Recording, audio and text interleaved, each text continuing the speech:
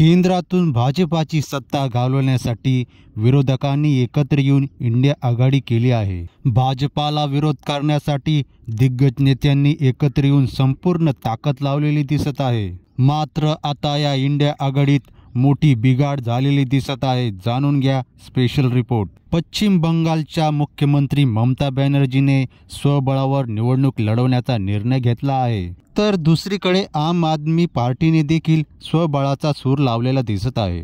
जी India आघाडी काही दिवसांपूर्वी एकजूट होण्याची वायदे करत होती, त्याच इंडिया आघाडीत आज बिघाड झालेले दिसत आहे।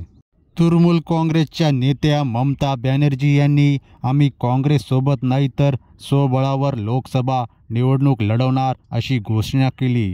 तर दुसरीकडे पंजाबमधील आपचे मुख्यमंत्री भगवंत मान यांनी देखील स्वबळावर निवडणूक लढवण्याचा निर्णय घेतलाय।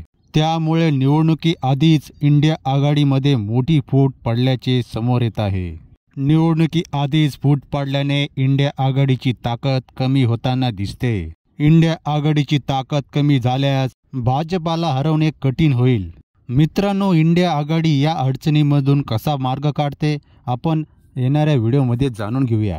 तोपर्यंत अशाच राजकीय आणि सामाजिक बातम्या जाणून घेण्यासाठी चॅनलला करा सबस्क्राईब, व्हिडिओ आवडल्यास व्हिडिओला करा लाईक।